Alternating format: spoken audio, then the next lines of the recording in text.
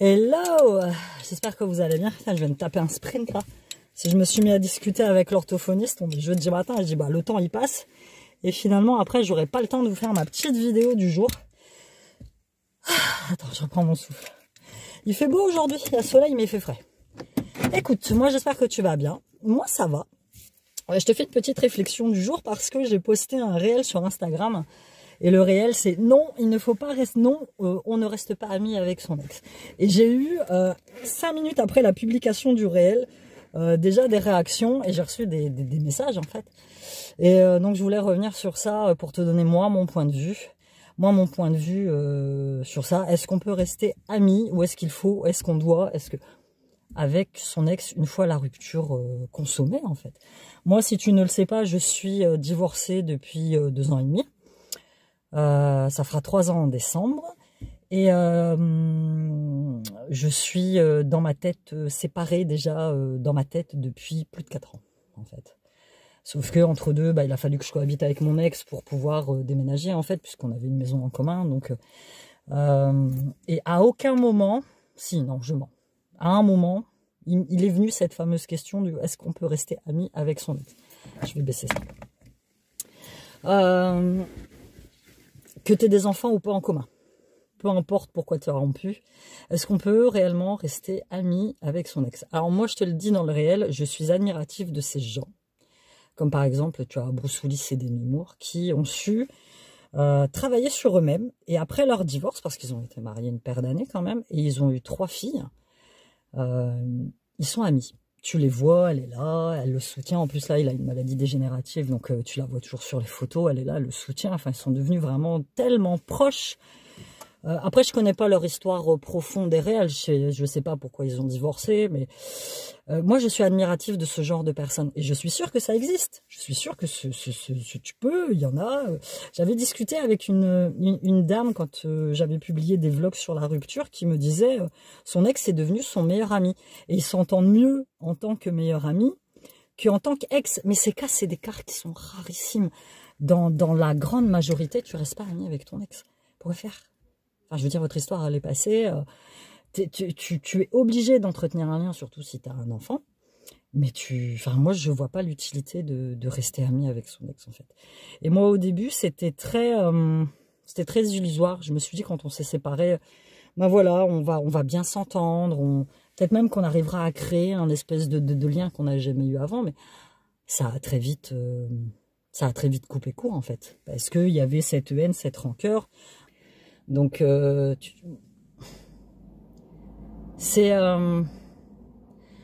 je crois pas que ce soit la bonne chose à faire. Là, on cohabite, on a une relation qui est relativement... en ce moment, ça va, elle est apaisée. On a des hauts et des bas, hein, franchement. Il y a des moments, c'est pas terrible, parce qu'on a 2 caractères qui sont très forts, lui et moi. Et moi, j'ai cette tendance maintenant à plus du tout me laisser faire. Donc, du coup, parfois, ça engendre... C'est surtout par rapport aux enfants.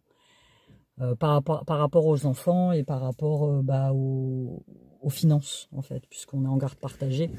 Et la plupart de nos disputes, c'est ça, c'est à cause des finances. Mais je l'ai déjà dit et je le redis, quand mes enfants sont très grands, il est rayé définitivement de ma vie. Sauf évidemment, voilà, un mariage ou un baptême, où là, je serais censée le voir, mais de loin. Tu vois, en plus, moi, le mien refait sa vie, il a une nouvelle femme, donc pourquoi tu veux que je reste amie avec lui? Rester amie avec lui, moi, je sais que par rapport à sa partenaire, le fait qu'on entretienne une relation à distance à cause des enfants, ça lui a beaucoup posé problème, tu vois. Donc, moi, je ne veux pas être source d'angoisse pour cette femme, même si je la connais pas, je veux pas, tu vois. Moi, la première, demain, je sors avec quelqu'un qui est super copain, super proche de son ex. Je vais trouver ça, enfin, ça va me mettre mal à l'aise, en fait, tu vois. Donc, et donc, je reçois dans tous mes commentaires ce matin, je reçois le message d'un gars, Patrick, qui me dit, écoute, Amy, ton réel, il est super intéressant, et moi, je vais te donner mon point de vue. En fait, moi, je suis restée proche de mes ex, donc apparemment, il y en a plusieurs, simplement parce que si...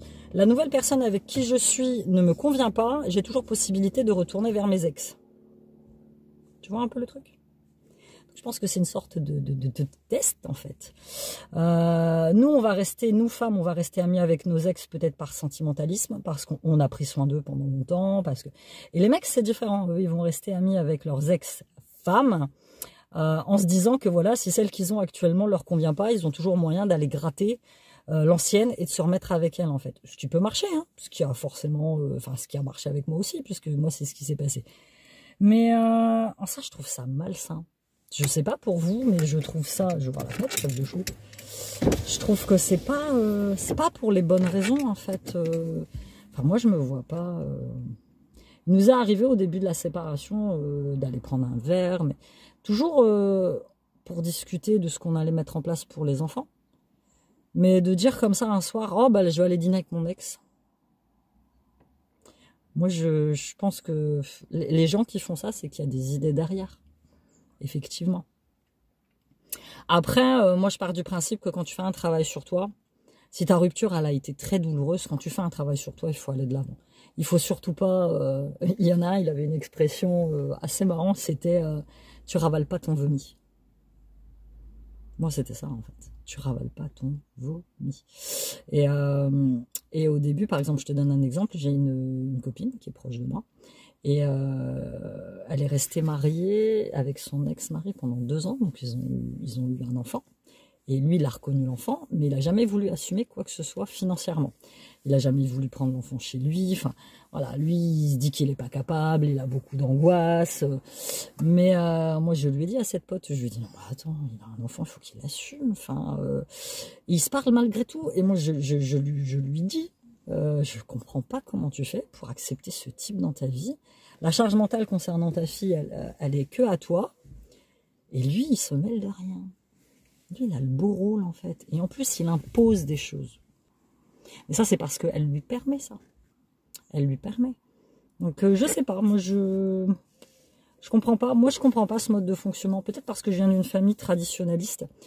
Nous, je te l'ai déjà dit, je suis d'origine portugaise. Mes parents sont portugais. Quand tu te maries, c'est à la vie, à la mort. Dans ma famille, dans ma très nombreuse famille, on n'est que 2 femmes divorcées. Moi et une tante, plus âgée.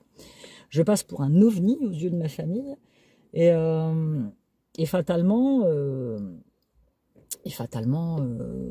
voilà quoi, j'aurais aimé, hein, franchement, ça aurait été beau, hein, qu'on arrive à recréer des liens comme ça, un peu d'amitié avec mon ex-mari, mais c'est juste pas possible. C'est juste pas possible, tu peux pas, parce que l'être humain, en fait, que tu as là devant toi, déjà, c'est pas le même que tu as connu, et il est fluctuant, en fait. Un coup, il va bien, un coup, il va pas bien, donc, moi, j'ai toujours l'impression que quand il y a un geste de bonté ou de gentillesse de sa part, j'ai toujours l'impression, je sais pas si tu vas comprendre ce que je te dis, que c'est en attente de quelque chose. Tu vois? Que c'est en attente de quelque chose. De quand on était ensemble, il a jamais rien fait par gentillesse, donc pourquoi est-ce qu'il le ferait maintenant? Tu vois? Donc voilà, écoute, c'était juste un petit update de ce petit réel que j'ai fait. Moi, je trouve que, voilà, si toi, tu arrives à reconstruire avec ton ex une espèce d'amitié certaine, qu'elle te convient, c'est très bien pour toi. Mais après, c'est l'entourage, voilà, c'est l'entourage qui dicte et qui fait que ça va se passer bien ou pas, tu vois. Moi, la pote que je te parlais jusqu'à maintenant, qui, voilà, avec le père de sa fille, c'est parce que le gars, il est célibataire et qu'il a retrouvé personne, et qu'elle, elle est célibataire et qu'elle a retrouvé personne.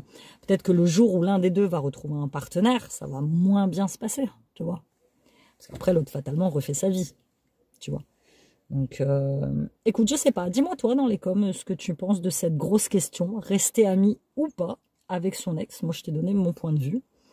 Entretenir de bonnes relations, surtout si tu as des enfants, oui. Quand t'as pas d'enfants, écoute, moi je te dirais de complètement zapper cette personne de ta vie, surtout si tu as beaucoup morflé, surtout si c'est elle qui t'a laissé tomber et que t'en as chié. On ravale pas son vomi, je l'ai dit précédemment. Et après, si tu as des gamins, bah, c'est bien s'entendre en bonne intelligence. Après, je sais que c'est pas complètement évident. Moi, ça se passe bien parce que je fais beaucoup de concessions. J'y mets beaucoup du mien, en fait. Mais voilà, je te dis, une fois que mes enfants seront grands, ce sera terminé. Je ne garderai pas cette personne dans ma vie. Pourquoi faire? Aucun intérêt, franchement. Aucun intérêt. Ne garde des personnes dans ta vie que des gens qui t'amènent quelque chose qui te font grandir, avec qui tu te sens bien, avec qui tu as beaucoup d'affinités. Voilà, quand tu te retrouves face à quelqu'un avec qui tu as passé une partie de ta vie, mais finalement maintenant cette personne-là, elle fait son chemin, elle a ses propres amis. Enfin, je vois pas, moi, franchement, je vois pas l'intérêt, je trouve que c'est une perte de temps. C'est une perte de temps et finalement, on te dit toujours, quand tu écoutes la plupart des coachs, quand ils parlent de ça, des coachs amour, ils te disent que finalement, si tu veux garder un lien, un contact avec ton ex et peut-être même tenter de devenir ami, c'est que tu as toujours des sentiments pour lui, tu vois. C'est que tu as toujours un lien, tu vois.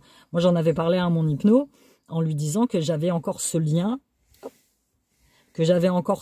avec mon ex qui m'handicapait parce que j'avais l'impression que ça me raccrochait à lui et que ça m'empêchait de refaire ma vie, de retrouver quelqu'un en fait. Donc on a fait une séance d'hypnose dans laquelle il me fait couper ce lien et c'était marrant parce que pendant la séance, donc première étape, tu visualises la personne, après il te fait couper le lien. Donc moi je coupe le lien avec mon ex-mari, je le visualise, je coupe le lien et à un moment il te dit, il y a un bout qui est encore attaché à toi.